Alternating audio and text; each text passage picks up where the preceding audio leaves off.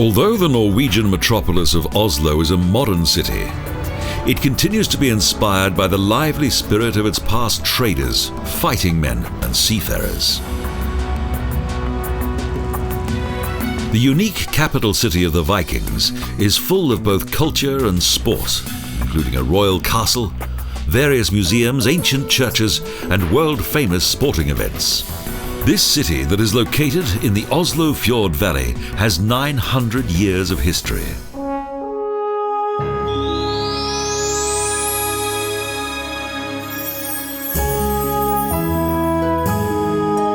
The statue of Danish King Christian IV dominates the Stortevet market square.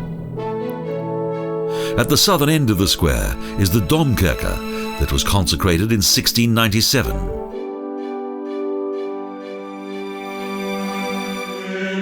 Over the years, this church has undergone much transformation. Particularly notable are its pulpit, pipe organ, and numerous colourful ceiling paintings by Louis Moore.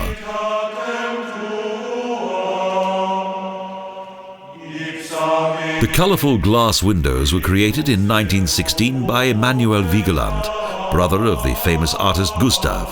Both the pulpit and the altar date back to Baroque times.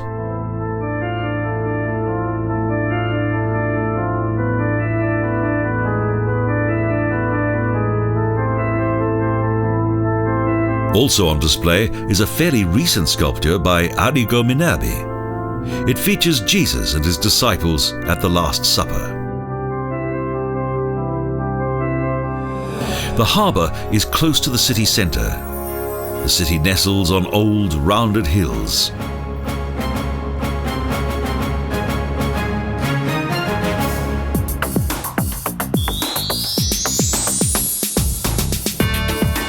Karl Johans Gate is a splendid avenue. It extends from the main station to the royal castle. It has all the atmosphere of a large city. The Parliament building is also situated here. This mighty yellow-tiled and red granite building was built in 1866.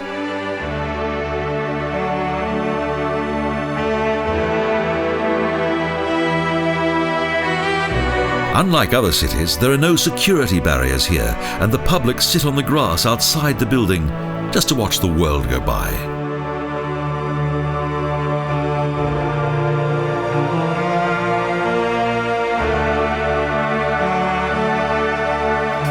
Henrik Ibsen and Edvard Munch strolled here each day while on their way to their favourite bar, the Grand Café, a popular meeting place with artists, writers and musicians.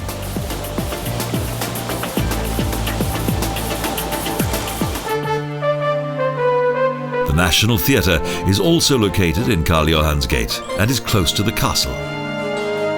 Outside are statues of Norwegian dramatists Ibsen and Bjørnson.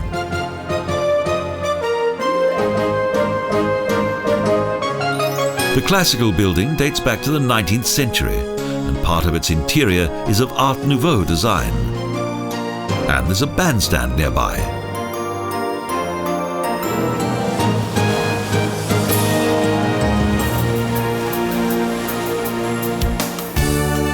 On the opposite side of the boulevard is Oslo's massive university. Its Great Hall was once the setting of the Nobel Peace Prize Ceremony.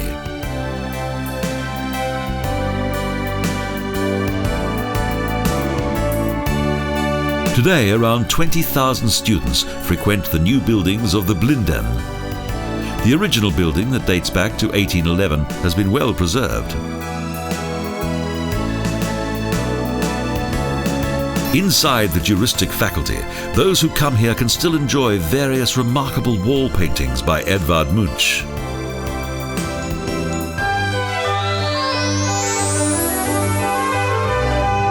The royal castle that is situated at the end of the avenue is the official residence of the Norwegian royal family.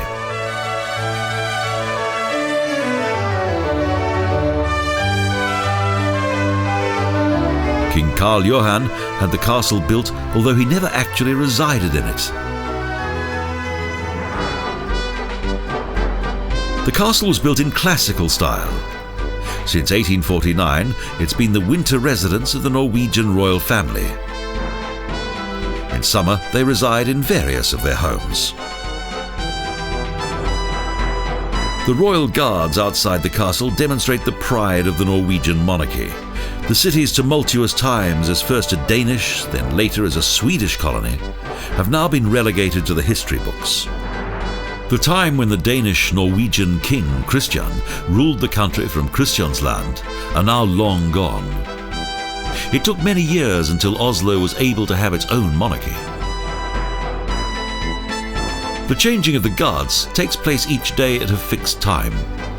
An interesting spectacle that attracts both locals and tourists, as it has lost nothing of its imperial grandeur.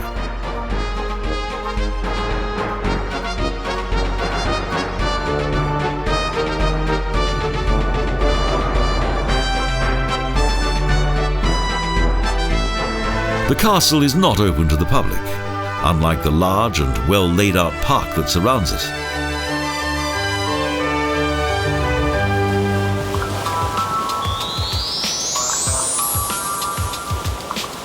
In the west of the city is a large green area that contains a vast and extraordinary treasure, the Vigeland's parking.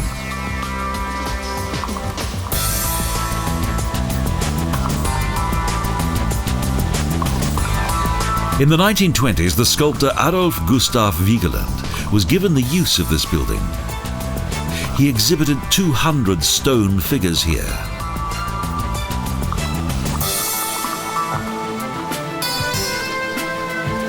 Particularly splendid is a large fountain with its naked stone figures that demonstrate the cycle of life.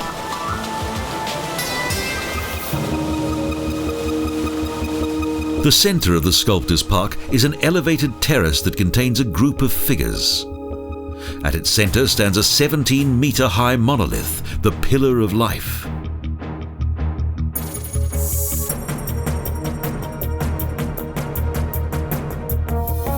121 images carved from stone wind up and around this monolith, a masterpiece created from granite. Most people either love it or hate it, a colossal stone monument about life itself.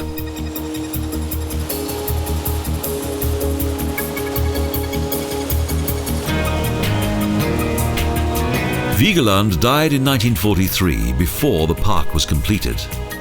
He bequeathed each of his works to the city. It's certainly an impressive sight.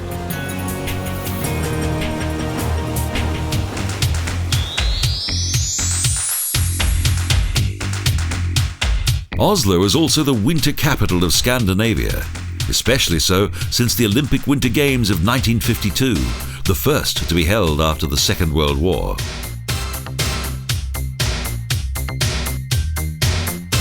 The ski jump at the Holmenkollen is one of the most famous events and is featured directly in front of the city gates.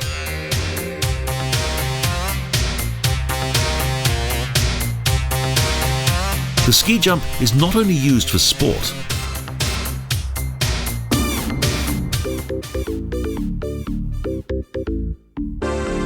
The entire hill around the ski jump is a leisure area that features much entertainment throughout the year. And it's convenient to travel to from the city. The jump record once stood at 21 meters, but it's now been beaten by 110.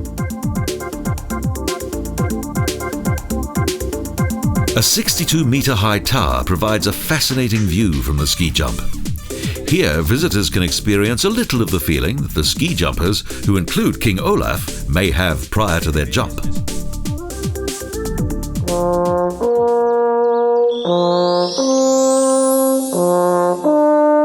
Gamla Akerkirke is the city's oldest church. This medieval building is located on a hill in the northern part of Oslo. Over the centuries, it was often plundered. However, it's managed to survive right up to the present day.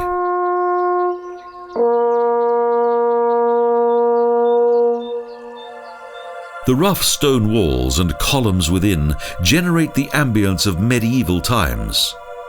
The acoustics are wonderful, and many concerts are held here.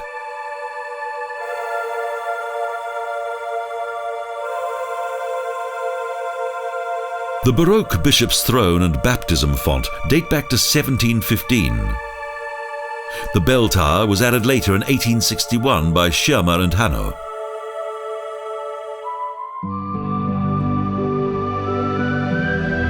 The surrounding cemetery, with its stone crosses and simple gravestones, indicates that this was once a rural area.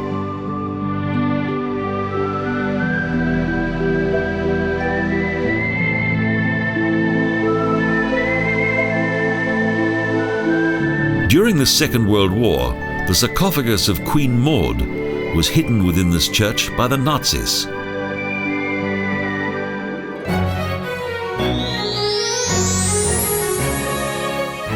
The city's main landmark is its monumental twin-towered City Hall. Looking toward the city, the brick-built buildings are adorned by fountains with goose arcades and an astronomical clock above the entrance.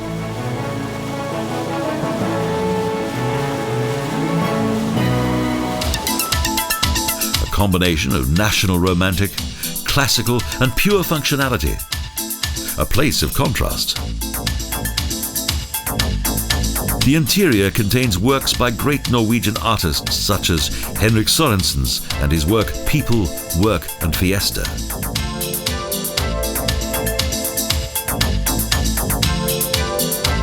The conference rooms of the city's government are decorated with frescoes and paintings by Munch, Krogh, Revold and Rolfsen. And each year, on the 10th of December, the anniversary of Alfred Nobel's death, the Nobel Peace Prize Ceremony takes place here.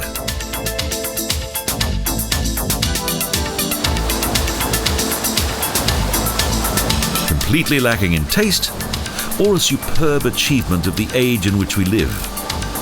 The architecture of this postmodern building has stirred much controversy.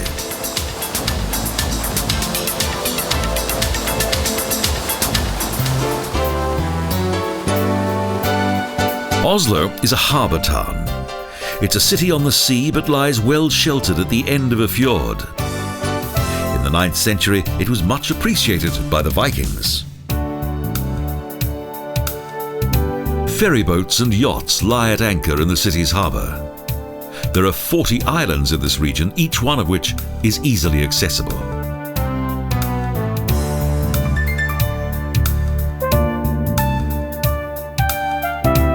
The heirs of the Vikings adore the sea, as did the former hardy warriors who travelled the world.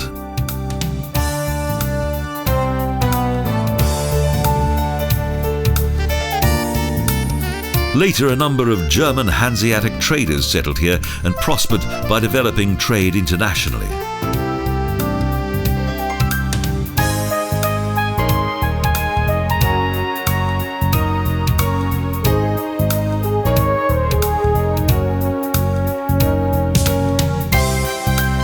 It's particularly busy here in the summer months, when the city's inhabitants like to stroll on the harbour promenade.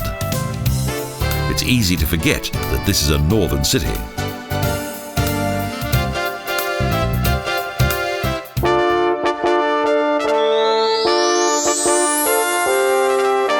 The eastern section of the harbour is dominated by the Akershus Fortress. This ancient fortress is an important symbol of the Middle Ages of Norway.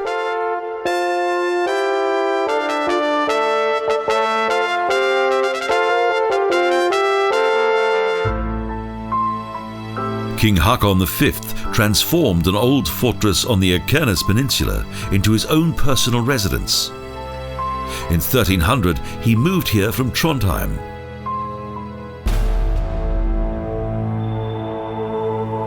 It withstood many sieges, but due to both the plague and its subsequent union with Denmark, Oslo lost its significance, and also the fortress.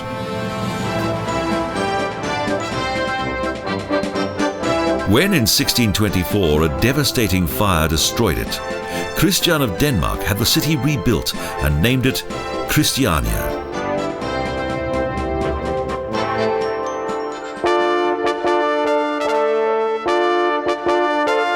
The fortress was transformed into a Renaissance castle. Although during the Second World War it was conquered, it was not destroyed.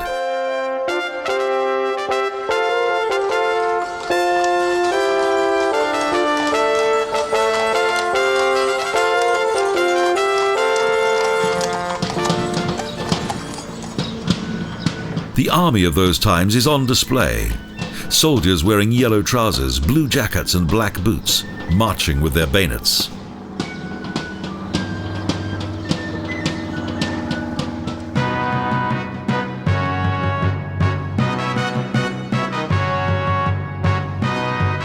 The long history of the old fortress seems to be somewhat unreal, with all the huge cruise ships that now anchor here.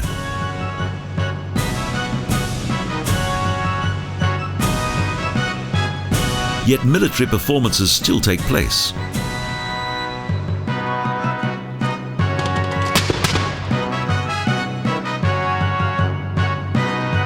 Today, concerts, festive banquets and official receptions take place in the castle's splendid halls.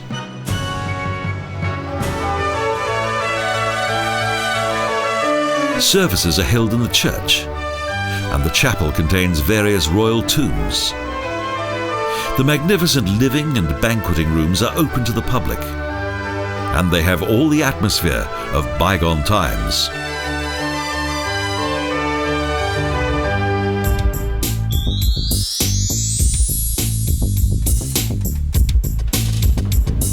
West of the harbour basin is Aker Brygge, a city quarter that was created on the site of a former shipyard and which features some unusual architecture.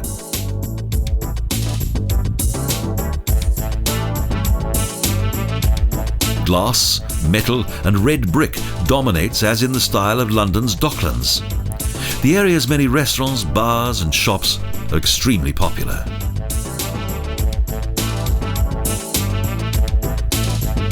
When the sun shines here, the atmosphere is reminiscent of warmer climes. The cafes and floating restaurants are all kept very busy.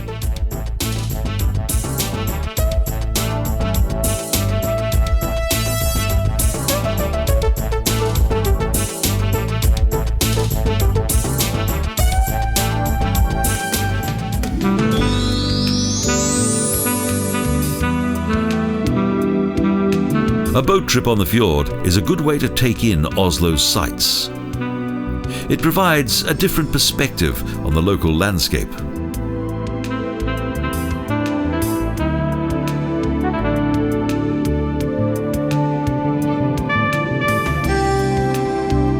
On leaving the harbour, there's lots to see, and we pass several boats of all shapes and sizes.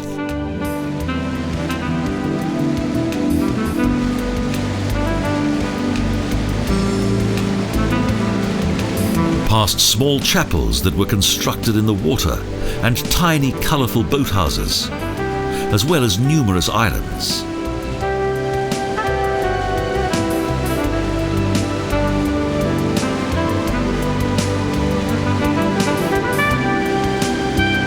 The Oslo Fjord extends 130 kilometres to Oslo from the North Sea. The banks are not steep and many of the houses are built at the water's edge.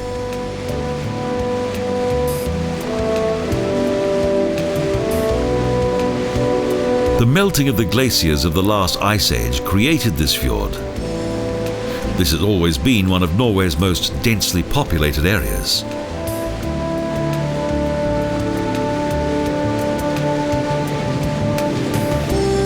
Many of the city's inhabitants have their weekend and holiday homes here and even commute by boat.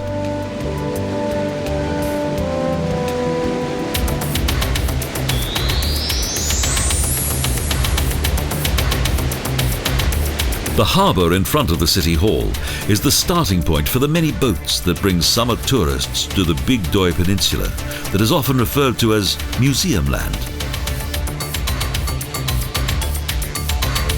The ferry's landing stage has an atmosphere all its own.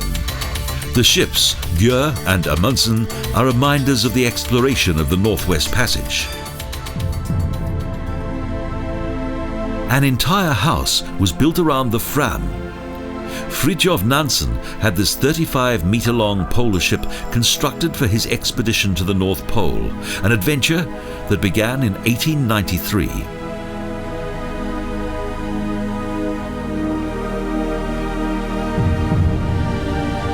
The kitchen, communal rooms and cabins still contain the original fittings and furnishings.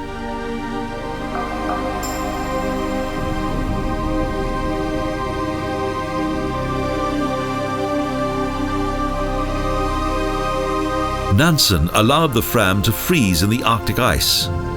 He hoped that the drifting ice would lead him to the North Pole. But his plan failed. However, his first officer, Revold and Rolfsen, was the first to reach the South Pole.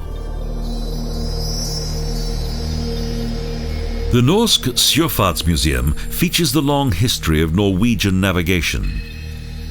A large collection contains some of the very first boats.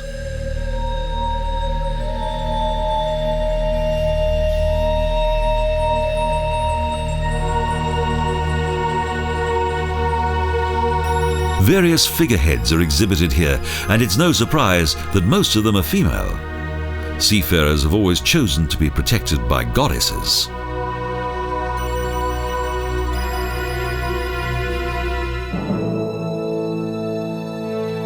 In the Kon-Tiki Museum, a filigree balsa riverboat is on display.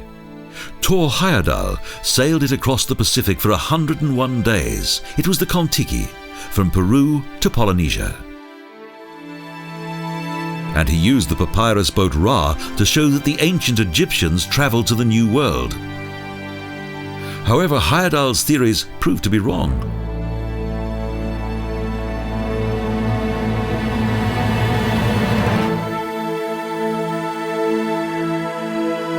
The Viking Ship Museum is Norway's most visited museum. The ships on display were made for the Viking kings and queens for their journey to the afterlife.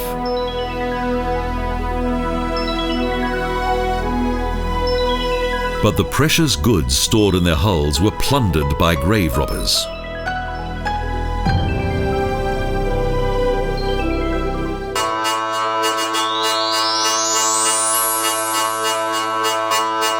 The Norsk Folksmuseet Museum is the largest of Oslo's museums. This open-air museum covers 14 hectares and contains 170 buildings from the length and breadth of Norway. It's the country's largest collection.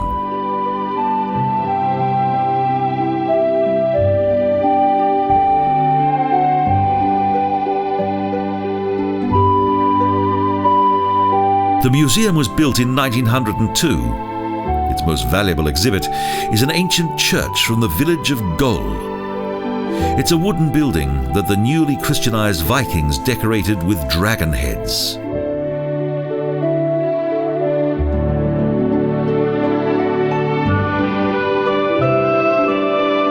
Each part of Norway's farm life is demonstrated here region by region, from simple huts to fine harbours. The museum has an extensive range of exhibits.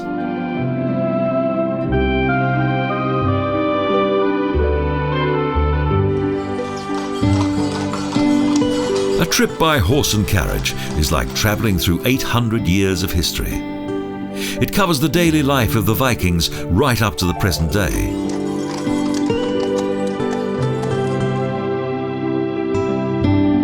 Unusually, the open-air museum also features a replica of a small town. Its various houses, shops and lanes look remarkably realistic.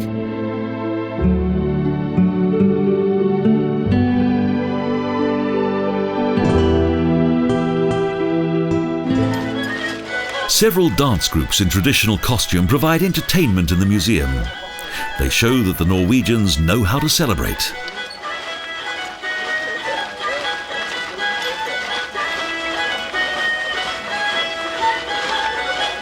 They're a friendly race that, due to the long winters, enjoy the sun.